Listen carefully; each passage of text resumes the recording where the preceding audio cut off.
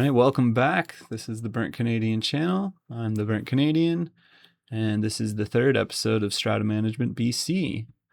I am a licensed strata manager in British Columbia, Canada, and I'm creating a series to explain how strata corporations actually operate for owners and council members. If you need consultation, I run A&G Consulting. The link is in the video description. And please remember, this is general information, not legal advice. Consult a lawyer if you need legal advice. Moving on, episode 3 is going to be about annual general meetings. AGMs, annual general meetings, that's where the big stuff happens. They're not casual meetings, they're very legally structured meetings.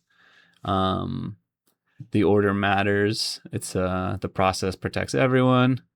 And in this episode, I'm going to break everything down and then discuss a few of the things that might bother owners and council members about annual general meetings.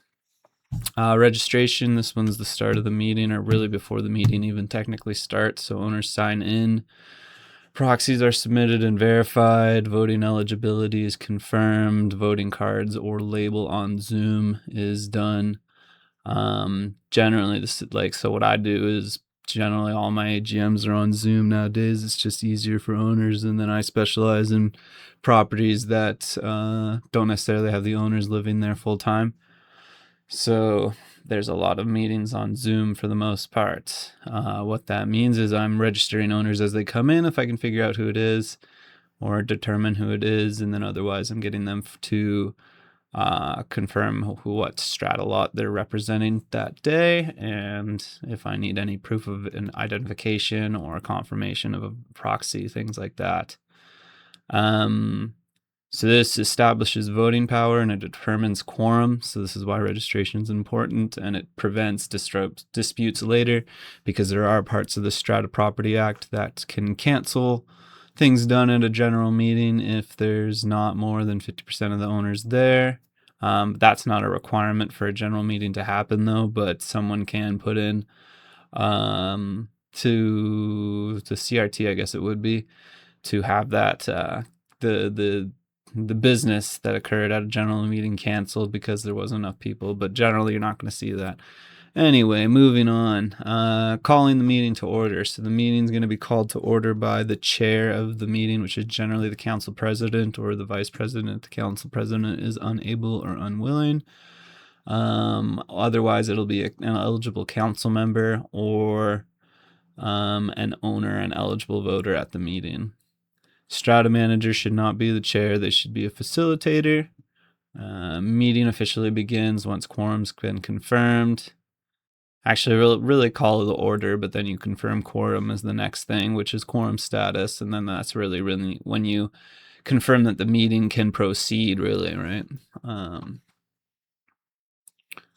Moving on to quorum status. So like I said, registration. So at this point, generally I have a vote count, or not a vote count, but with my sign-in sheet as I'm signing you in, my Excel sheet is counting how many people is signed in and and I've already signed in or registered any of the proxies that I already had. So I have some kind of proxy count, and then as people join the meeting or register for the meeting, then that count is continuing to go up. So now I'm referencing that, and I'm telling owners how many people are eligible voters are here in person and here by proxy. Generally, most of your bylaws or most strata corporations are going to require 1/3 of eligible voters to be there. So if your strata comprised of 99 strata lots, then 33 of them need to be there for quorum to be achieved. This is where proxies are pretty important. If you can't be there, consider proceeding or providing a proxy to someone you feel would vote in the same way that you would, or a council member that you trust their judgment, or whatever it is that you may use as criteria to determine if you're going to give someone your voting power for the general meeting. But not having quorum is an issue, so do consider giving a proxy if you're not going to go to the meeting. Quorum does not mean the meeting can't happen. Generally, there is a 15 or 30 minute wait time And then after that 15 or 30 minutes, the meeting can proceed, and the eligible voters present at that time can or constitute quorum. But that's where that section of the Strata Property Act comes in that I mentioned, where someone can actually cancel what happened at a general meeting because there was not 50% of the owners there. And especially when there's like maybe only 10% of the owners there, certainly understandable to think that maybe that business needs to be reconsidered. That's really it for quorum status. So as long as we've achieved quorum, we're moving on. Otherwise, we might have to wait 15 or 30 minutes. Some strata corporations may have the really ancient bylaw that says you have to wait 7 days to and reconvenes at the same time, same place next week. But that is not a great bylaw to have. It's just going to cost your strata corporation more money, and they should really consider amending that bylaw if that's still how it operates. It should be a 15 to 30 minute, and then proceed with whoever's eligible or present in person or by proxy.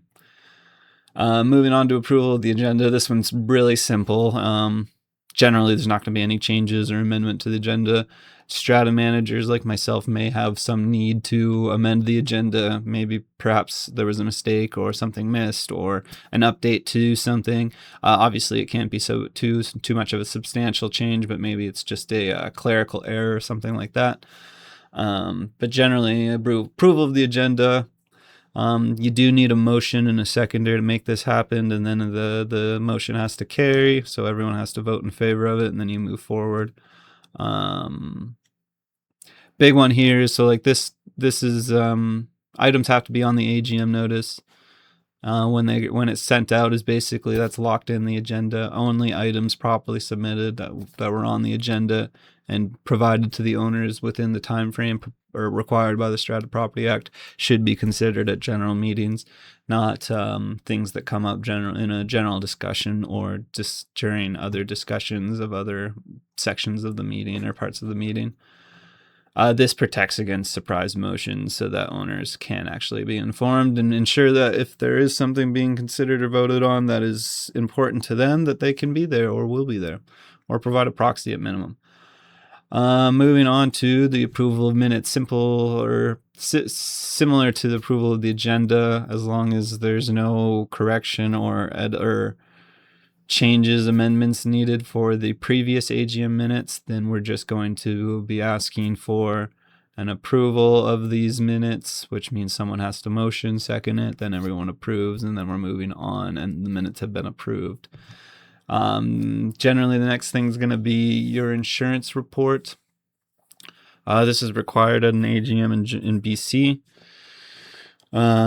You have to show the summary of the strata's insurance coverage, which needs to include the deductibles, and then you need to inform the owners if there's any major changes in the privacy or in the policy, or the premiums, but that's going to be covered when we get to the budget anyway.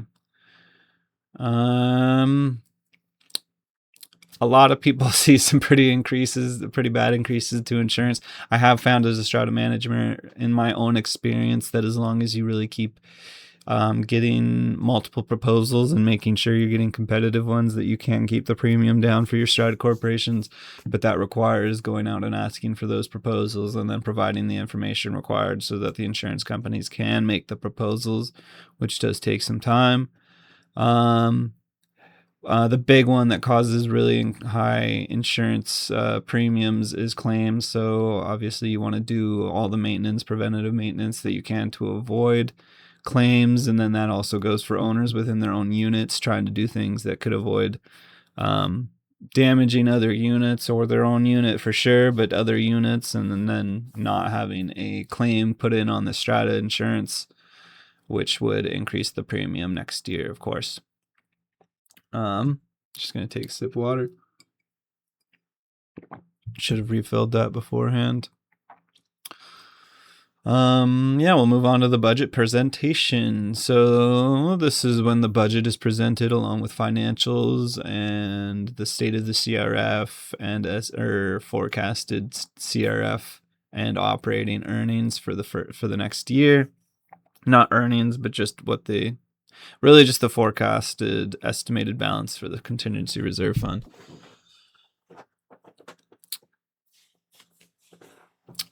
This is where you're gonna get an explanation on strata fees.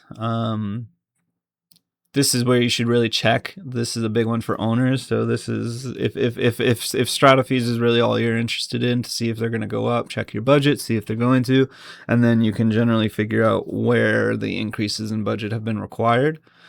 And then you can certainly get answers to your questions regarding the budget at the meeting. There might be budget notes included on your AGM notice. I do that for sure.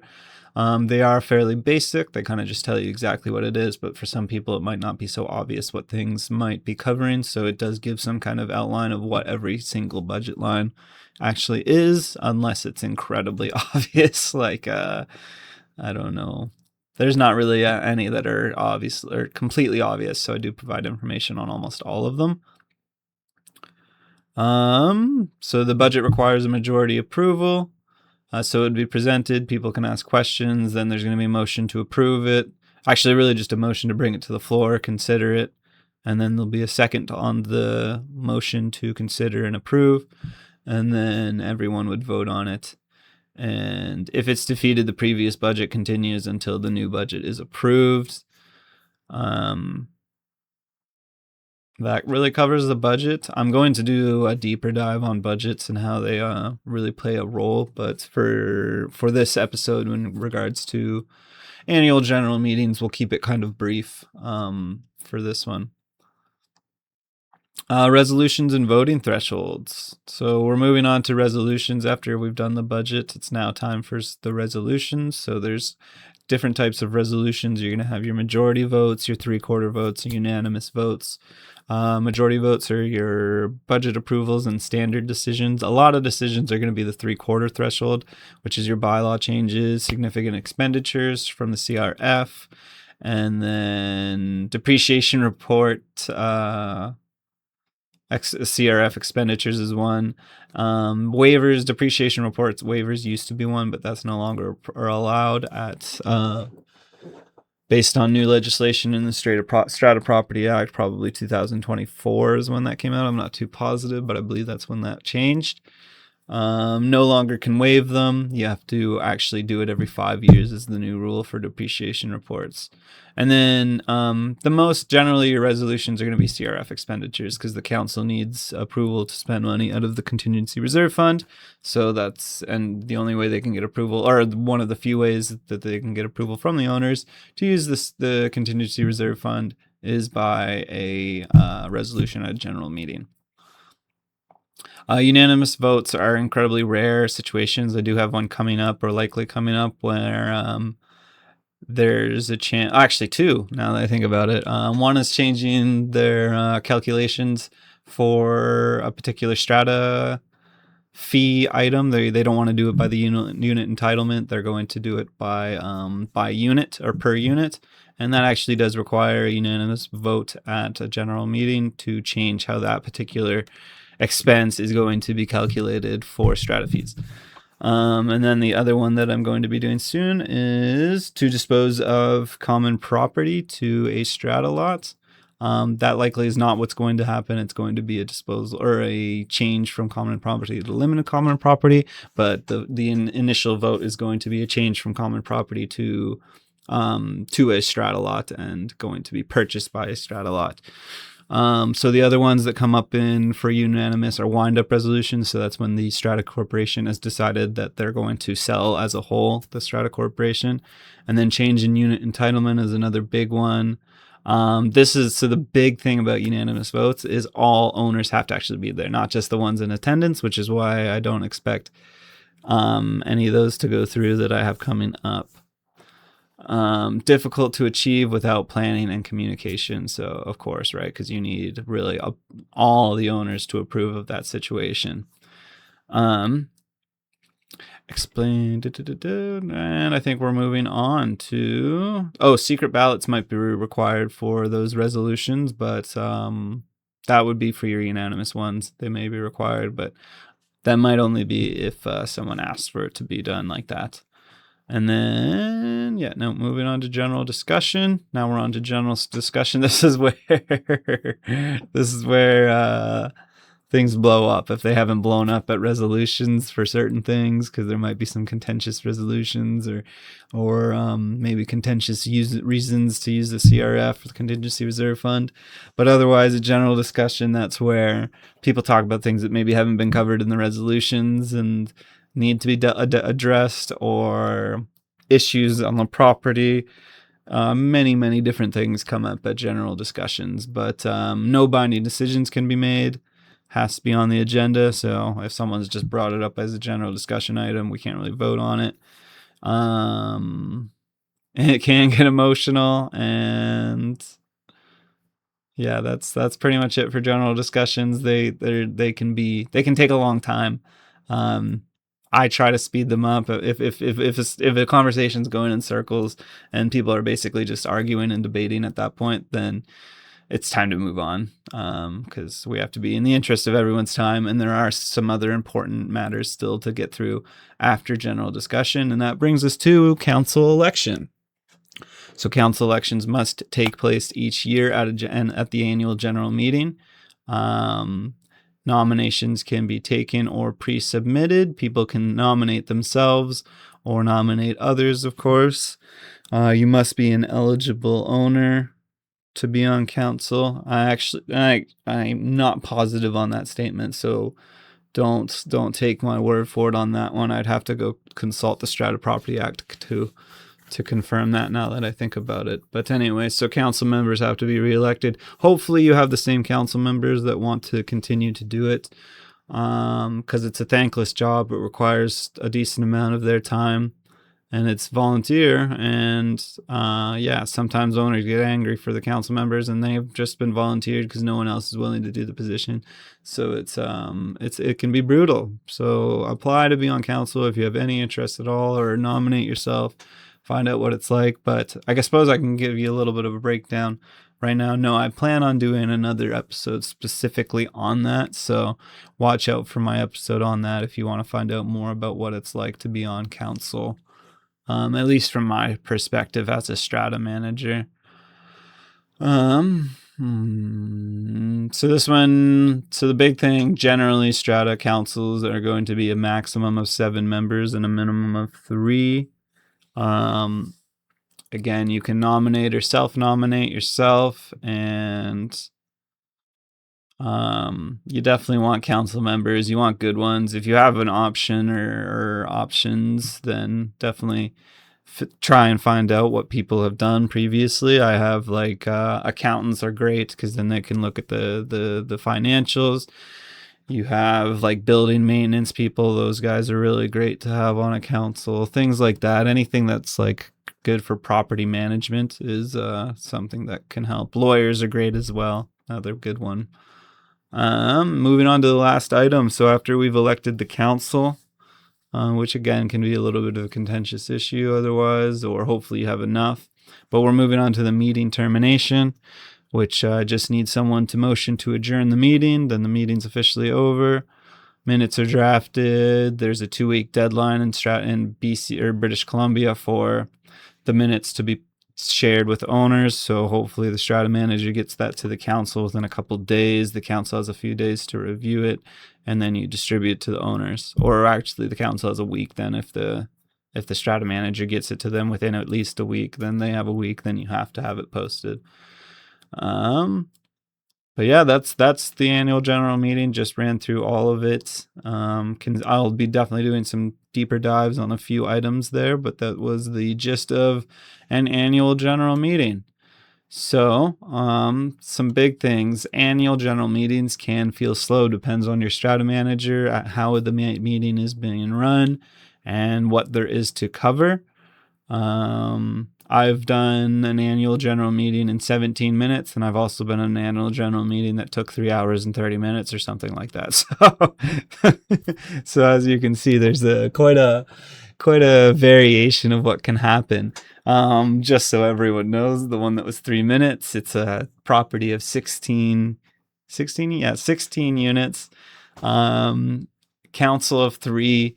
only the council showed up to the annual general meeting, so everything that was proposed on the agenda and on the notice, they're obviously in approval of, because they were the ones that put it on the agenda. However, you could have a council that disagreed, but this is a council of 3, so hard to do that. Not to mention one of them owned quite a large share of the 16 units, so they had quorum immediately once the president showed up. But anyway, so the meeting went 17 minutes because it was basically just like, okay, we're doing this, approve, this approve, this approve. Okay, and we're done. And then I've had meetings where the general discussion goes very long, or there's a lot to discuss.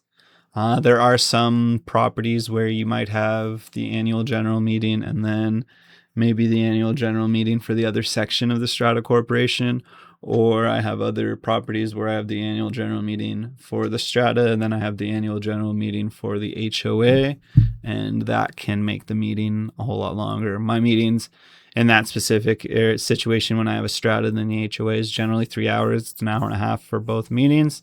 I can sometimes get that cut down a little bit. I think the last time it was around 2.5. No, it wasn't, because the last time I had an insurance person or an insurance professional on the meeting to discuss one of the policies that the owners were considering. So it added to the time taken. But yeah, they can feel slow. In-person ones are way slower because it requires voting by hand or by ballot or something like that, which is just going to add to the process. On Zoom, it can be a whole lot faster depending on how your strata manager is going to facilitate the meeting, as long as the chair and the council is okay with it and everyone else is okay with that process, of course. But the big one is going to be discussion. If there's lots of questions about every item or every resolution, then that's going to take time. And then there might be a discussion that's had as well. And then I think we covered why some decisions can't be made at an AGM, but that's mainly because they have to be on the agenda so that owners can properly consider whether or not they have to go to the annual general meeting to voice their opinion about whatever is being considered.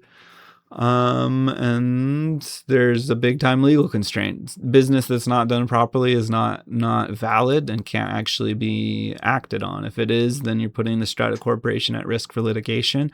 And that is one of my main priorities as a Strata manager, is to help the Strata Corporation avoid litigation at all costs. Of course, not always possible or in my control, but I try my best. And I also, the big one is to ensure compliance with the Strata Property Act. I cover this a little bit. The big role for a strata manager is to be the facilitator, not the chair. The strata manager should not be the chair. It should be an eligible voter. And there's a big procedural advisor. That's what the strata manager's there. So they advise the chair on how the procedure should be run, and obviously they facilitate a lot of that procedure. Certainly not the decision maker. That goes for just general and strata manager in general. Your strata manager is not the ones making the decisions. They're not the ones that are not making the decisions. That's where I'll leave it, because there's other things that maybe some don't necessarily apply to other strata managers, but certainly apply to myself. But certainly not the decision maker. So just there to provide support and help the procedure go as it's required.